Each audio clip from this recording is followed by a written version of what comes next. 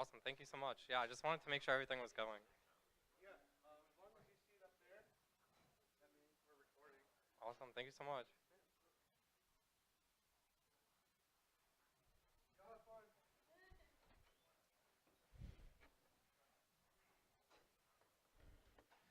Okay, so this is Tabletop Cryptography. My name is Frank. Um, Before I begin, I want to know, has anybody here done any like table or like handwritten cryptography, like rotation cipher letters to anybody and stuff like that? Okay, cool. So I feel like a lot of people will understand some of the basics already, which is definitely helpful.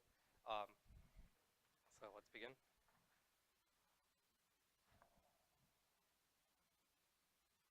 Uh,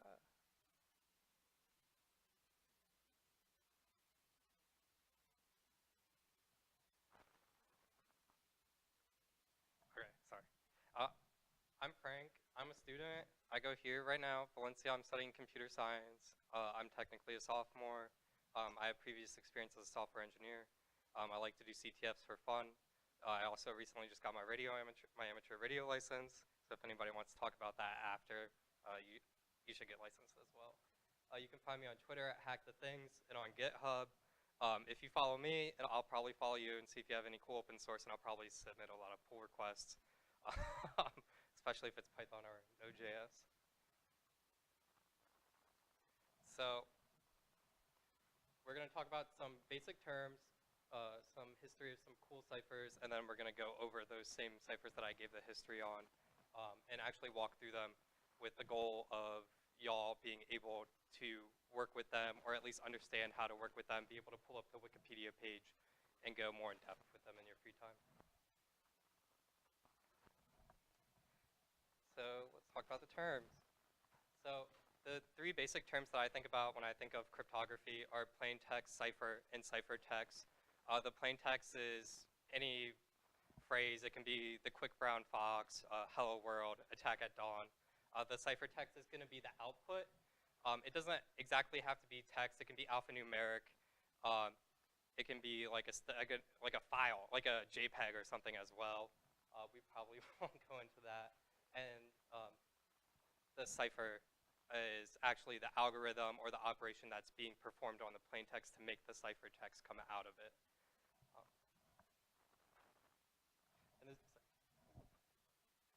And this is just a simple diagram. The plaintext, we apply the algorithm, which is the cipher, and then we get the ciphertext out. So now that we talked about the terms, let's go over some history. We're going to talk about rotation ciphers, transposition ciphers, and then nihilist ciphers. Rotation ciphers, some people think of them as the first ciphers ever used because they're commonly associated with Julius Caesar, the Greeks and Romans using those during wartime. They were widely successful then. A lot of it is also due to the fact that people were illiterate. Nobody could read the messages even if they wanted to. So there weren't a lot of minds going on trying to brute force those or just try to reverse engineer those ciphers. They're a common sub-cipher as well. As you can see, they were used by Caesar, and not just the salad. Sorry, the person. I use them as sub-ciphers a lot just because if you're using, don't use MD5 ever, but if you have to use MD5, consider doing something like that and base 64ing it, just because somebody can easily break MD5 if you have to use that. Use SHA or something like that, but do a rotation cipher level on it just in case there is a break for it in the future, and you have legacy software running somewhere. It has another layer. People will say, oh, this is jumbled up. They may not realize that it's a rotation cipher applied on it, and they may just give up. That happens a lot to script kiddies. Happens a lot in capture the flags. You may be like, oh, I think this is this type of cipher, plug it into brute forcer, and then just move on when it doesn't work. But in fact, you don't actually know the key. Another nice fact about rotation ciphers is sometimes they don't even require keys. They can just be as simple as moving things around. We'll go more in depth in that later on. The next type is a transposition cipher. These are also very old as well. They go back to the Greeks and Romans. They use side tiles, which looked like this. You basically use cloth on it and put it in a specific pattern that requires a side tail, which would generally be a piece of wood or a piece of metal that was crafted, and you would replace the cloth onto it, and it would decode or decipher it. These were also used during the Civil War. Once again, another period of time where people were very illiterate, and they also strengthened weak ciphers, just like the rotation ciphers do. So the next type is the Nihilist ciphers. They were invented by the Russian Nihilists. They use symmetric encryption as well. They were used by Soviet spies. They're also common use during the World War II, World War I eras as well, for people who were captured, prisoners of war. This is because they could easily be transported out of writing. You can encode these using smoke signals or knots, and you'll see why when we get to that. So I know it's a little bit hard not seeing the example, but that's because Nihilist ciphers generally output numbers. So you can put 2 knots in a row, put a blank, kind of like Morse code, if you will. So now that we talked about the history of some ciphers, let's actually go over them. First, we're going to go over a rotation cipher. So a common one that people start with is the Caesar shift or the rotation cipher. Seeing as how a lot of people already knew that, we'll go to the Vigenere cipher, which is the most complex substitution cipher. It builds on the Caesar cipher. It actually uses all rotations of the Caesar cipher, which is interesting. It makes it a little bit more secure. It was very popular in the 1800s. It's used a lot in capture the flags. In this type of rotation cipher, one of the benefits of it over like a Caesar shift is that it actually uses a key to make it more secure. It actually gives it entropy. So the Vigenere cipher, it utilizes a Vigenere table, which is just a a list of rotations. So if you look through, you would notice that this is a rotation table with all 26 possible rotations. So when you want to encrypt the text, you create a key. The key should be as long as the text generally, which is one of the problems with it, or the key can repeat itself, which is also nice. But the longer the key is, the harder it is to brute force. So when you want to encrypt something, you select the row of the plaintext, and then you go over to the column for the key, and that'll give you the output. And you do the opposite when you want to decrypt it. So here's our plaintext. This is actually taken from a CTF that I did recently. It was Pragian CTF. It was a few weekends ago. If you start with a game, a movie, star, and use the key Pragian, the output text will be P, because you go to the first row of the letter A, and then Pragian, which is P, and then a game, you go to row G, and then select row R for that. So it'll be X right there. And then you would keep doing that for the whole entire cipher. And these are fun. You can just download the table for it. I say all these are tabletop cryptography examples because it's actually harder to code them up on a computer, in my opinion. Especially this. You can brute force it, but it's also just a heck of a lot easier to download it. It's really fun to send messages like this to people that you know as well. Make them write down all rotations, and then you can send them a key or make them brute force it or guess it. So next, let's talk about the route cipher, which belongs to the transposition family. A good thing about the route cipher is that there's a lot of possible keys. This is another key-based cipher, which makes it very hard to break. In fact, with route ciphers, because of so many enumerations that it has, it's actually very hard for machines to programmatically brute force them, which is fun or nice to know, I guess. So with a route cipher, you transpose it, which transposition cipher, into a different shape, and you can put in noise words or just have it all signal. That comes down into the more signal it is, the harder it will be to do a frequency analysis, which is where somebody runs your ciphertext based upon vowel frequencies, consonant frequencies in a dictionary, and predicts which is most likely to occur based upon the usage of the letters.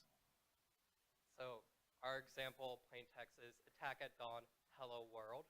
Our key is a descending vertical column, and the output is, I can't pronounce that, so, but how we actually get that is, since it's descending vertical column, we're just gonna go straight down, attack at, oh, I made a spelling mistake, at dawn, hello world, and then I just threw in a few cues to make it a 5x5 square. With transposition cycles like that, it's a lot easier if it's a perfect square or if you have a size predetermined. You can do different types of route ciphers where it basically creates a circle and does all types of different cycles, and that's why it's very hard for computers to brute force them, because there are so many different ways to do them. And this is another fun version where you can just write a note to someone that knows how to do it. If you want, I write notes like this to my girlfriend. I actually was like, this is how this works, figure it out, write me in return, and that was really fun. She was mad at me. So the next type is the Vic cipher, which belongs to the Nihilist cipher family. Like I said, it was used by people in the military, 1920s, 1940s. And actually in the Vietnam War, it was used by prisoners of war to signal people coming to rescue them, whether to stay away, when to attack. It's regarded as the most complex hand cipher, and it makes use of checkerboard transposition, which I have a good example of.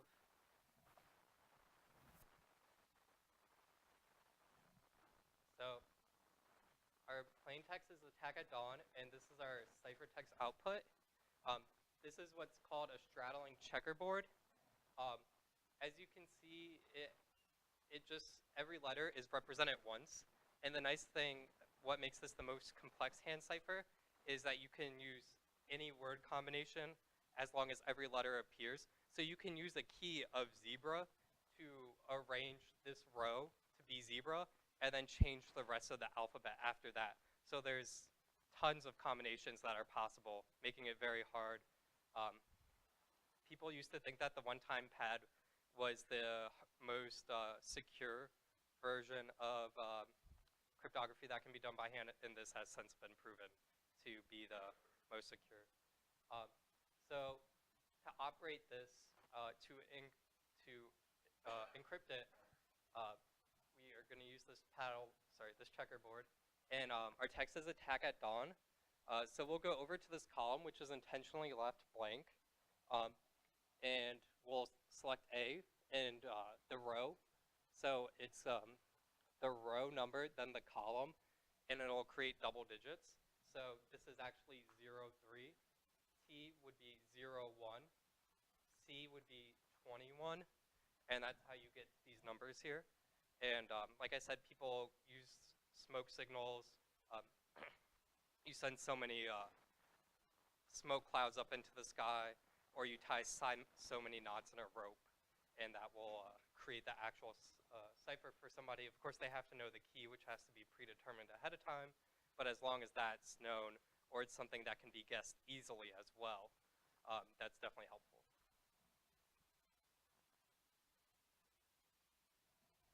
So today we talked about the terms, some history, and some example ciphers.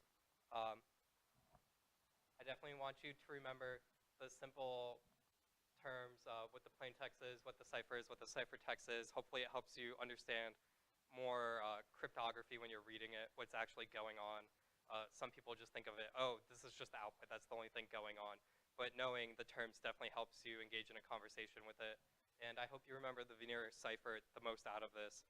That's definitely one of the most common forms of cryptography that can be done by hand that's out there. A lot of people use it to build up into other complex cryptographic systems. Some people may use a Vigenere cipher and then put it in through a SHA-2 algorithm before encrypting stuff and putting it in their database or something along the lines of that. And that's it. Thank you all for attending. Yeah. Does anybody have any questions? Yeah. It works pretty well. So they would send up so many smoke waves, kind of like Morse code, and it would be like one, and then a break, and then another set, and then more breaks. Yeah. So yeah, different length in between. You would try to make it probably like half a foot in between, and then a foot to signal a break.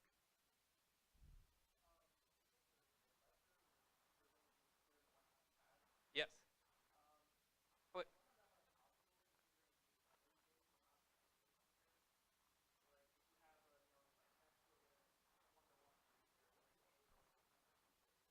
oh no, that's because you can the checkerboard can change.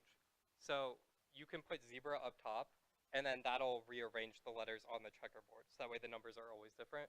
And it's not more secure than a one-time pad. It's just that a one-time pad has the bad practice of if the one-time pad is used more than once, it's easily broken because you can do a crib drag on it and that'll break it.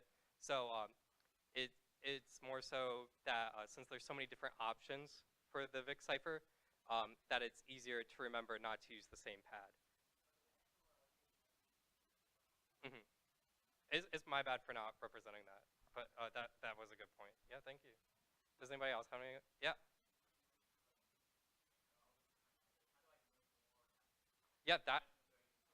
Yeah, that's definitely the hard part. I actually didn't know about the Vigenere cipher until I did that CTF, uh, which was not fun because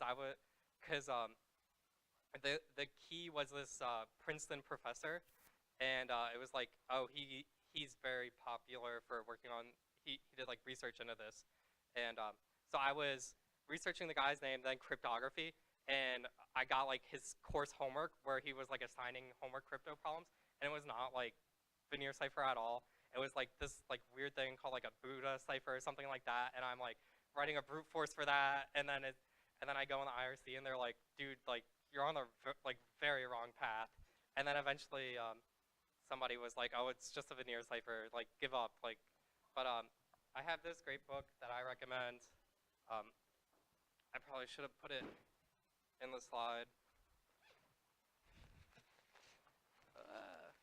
It's called Cryptanalysis.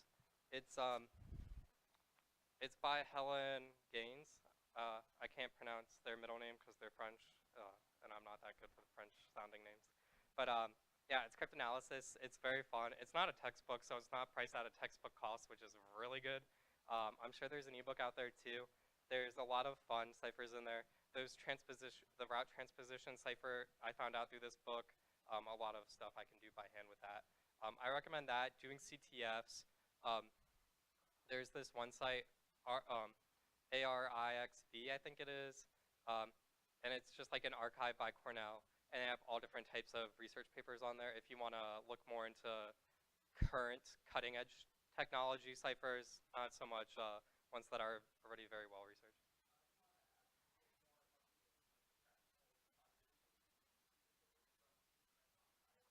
Oh, okay, awesome. And then I do use like Hacker News and stuff like that too, and that has fun stuff. Um, Going to mailing lists, talking to people about stuff, that's all good ways to do it too. But yeah, books are the most fun. Yeah. Does anybody else have any other questions? Awesome. Oh. Definitely like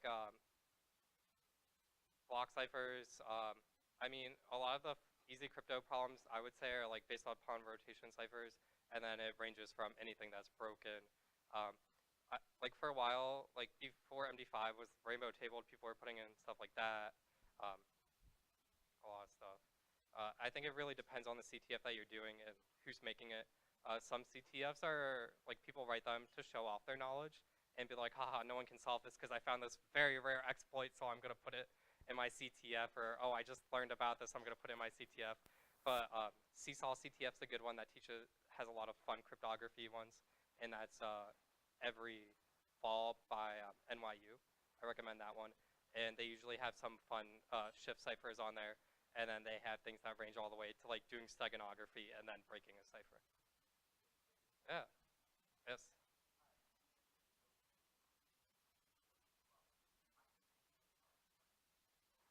Yeah. A lot of times in open source, it's interesting. Unless you have a PhD, people recommend not implementing crypto.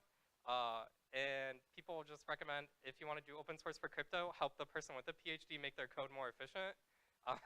Because never roll your own crypto. But there are some fun open source projects where you can implement like libsodium and other stuff like that, which are cryptography libraries, and you can learn a lot through implementing those libraries. A lot of those projects are like GPG encryption tools that are they're suddenly becoming popular for some reason. I don't know why. Um, there's one that I run. Or I co-maintain. It's called Felony. It's an Electron app, and it does GPG inside of a Chromium container.